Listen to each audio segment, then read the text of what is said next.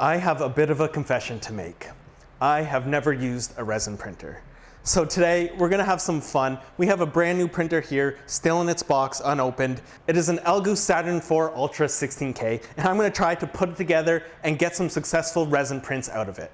Now, we do have some resin experts here, and I asked them, and they said, it's easy these days. In the past, the resin was a little smellier, it's a little messier, but the modern printers today are so easy to use, and they do a pretty good job at keeping the workflow straightforward. So I'm not starting from zero knowledge here. I am in the 3D printing industry. I've used so many types of FDM printers, from your Ender 3s all the way up to industrial printers that cost hundreds of thousands of dollars. And I am aware of how resin printing works. So I'm not starting from nothing, but I have never actually used one. So this is gonna be a bit of a fun experiment for me. So let's just get to opening up this printer.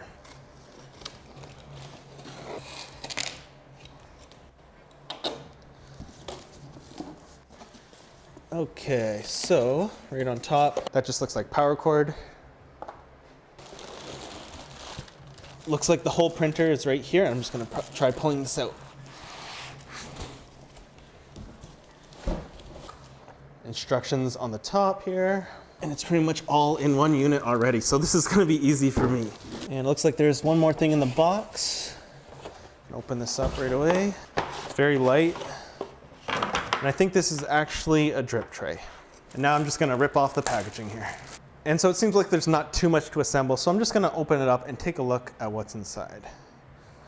So it looks like there's quite a bit of foam to at least protect it in transit. Right, so there's actually a toolkit here. Interested to see what's in these. I know what comes in most FDM printers, but not these resin ones. Gloves. I do know that it is very important to wear gloves when working with uncured resin. That is something I do know. Looks like part of the power connector. We have a scraper. I think this is actually for filtering resin, used resin. Masks, so you're not breathing it in. We have your USB drive, and not too sure about that. That we'll have to figure out later. And a plastic scraper as well. Now, if we get back to the actual printer here, this is, I'm pretty sure, is the build plate itself. So I'm just gonna pull this to the side for now. I can take it out here.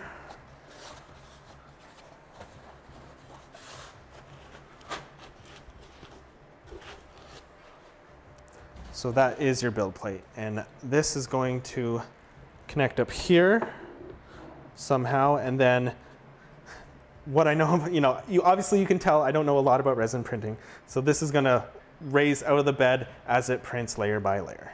So there are a few features that make this thing extra easy for beginners like me. First off, the hinge door, so you don't have to lift the whole thing off and place it next to it. It has the AI camera here, which should detect if you have any failures. We have auto leveling for the build plate. And this vat actually tilts and rocks while you're printing, which is to help it release. Don't forget to remove the little cover on your camera. So I think I'm just about ready to start it up here, but first I'm going to remove a couple screws here. It's telling me to remove the screws on the resin tank and replace them with knobs. It doesn't really show me much of a picture here, but I'm assuming it's these two here. And I think these knobs are just for like a quick release. All I've done is watched a maybe 20-minute video from Teaching Tech, the basics on how to 3D print with a resin printer. And then I also watched a review on this specific printer by Uncle Jesse, which didn't really teach you how to use it, kind of just showed off some of the features. So that is my knowledge going in. It's YouTube, it's free, anyone can watch it, so that is where I'm starting off. I am gonna lay down this mat so I'm not making a mess, because resin printing can be messy, and these are nice to have. So before I could get to any prints, I had to get this printer up and running, and it was pretty simple. First, you just power it on, do the updates. There's always some firmware to update with these printers because it's been out for a little bit now. There's been some updates. Always make sure you do that first. And then basically I just had to put the build plate on, and that's almost all there is to that. And at this point, I could fill it with some resin and then do the auto calibration.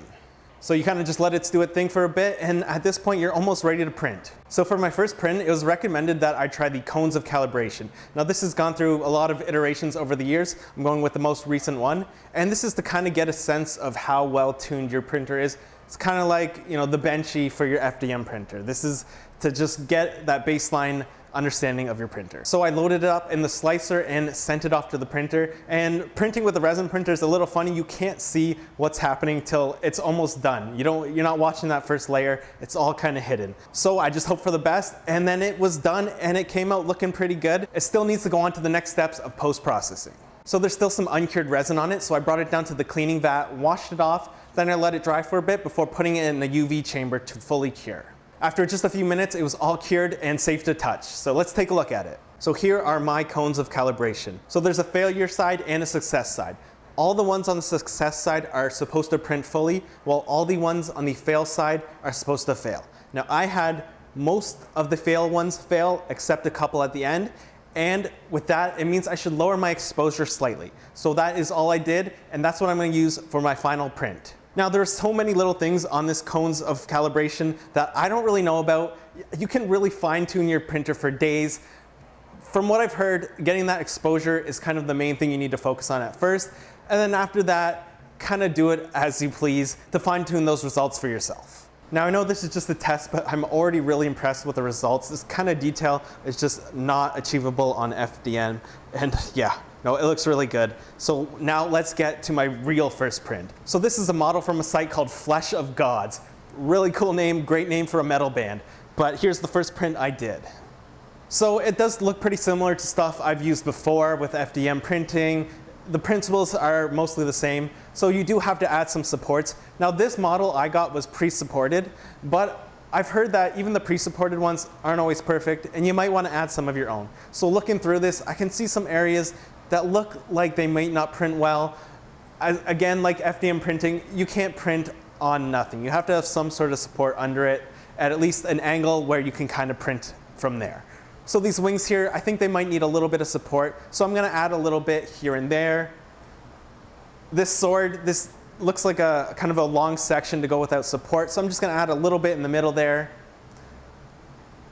And I've also heard on these kind of models, the feet often misprint. Make sure to get a little bit of support right at the bottom there. I'm just gonna add a little bit there and kind of look around, see if there's any other spots that need it. And it's starting to look pretty good now, so I think we're ready to slice it. But with resin printing, there are a few other considerations you have to keep in mind. So there is a bit of a tug of war going on between the build plate and the screen. So too much or not enough adhesion can cause your print to fail. Also, for a bigger model, you may want to consider hollowing it out, and then you'll also have to add some holes so you don't have uncured resin in the middle. Now I think we're okay with this print, so I'm just going to go ahead and slice it now. The nice thing about this printer is that it has wireless capabilities. You can send your file wirelessly from your computer to your printer. So that's what I did, and then I just let it do its thing. It only printed for a couple hours. It's pretty quick. So then I went to go check on it and see how it went.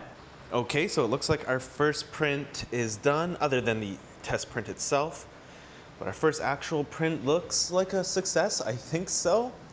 Looks pretty good to my untrained eyes, but yeah, I think it's all good. I'm gonna have to get it off, get it cleaned and then cured and put it together, because this is a two-piece model. It's just a base and a statue.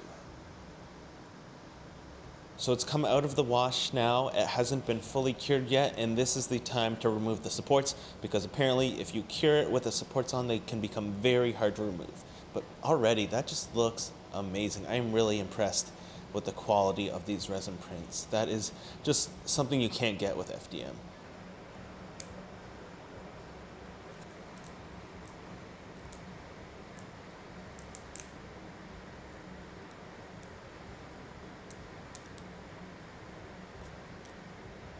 And now that we have all the supports off, we can put it on the UV curing station.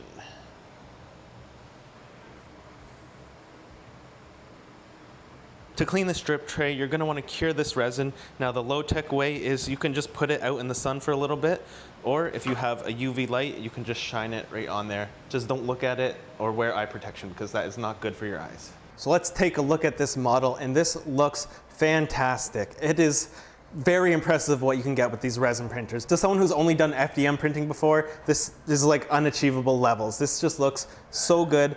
There's no layer lines at all. They're just non-existent.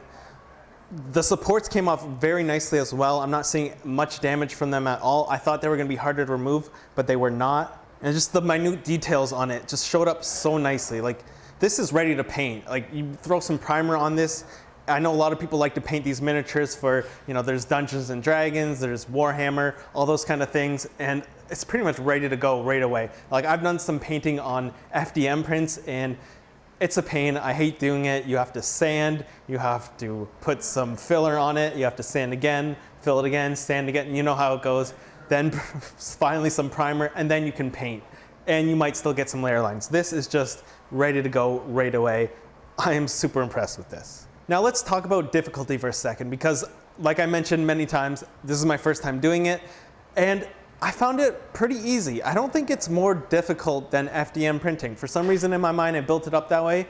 It's maybe a little more involved. There's a few more steps. You just have to make sure you're following certain precautions, you know, wear your safety equipment, your gloves, your mask.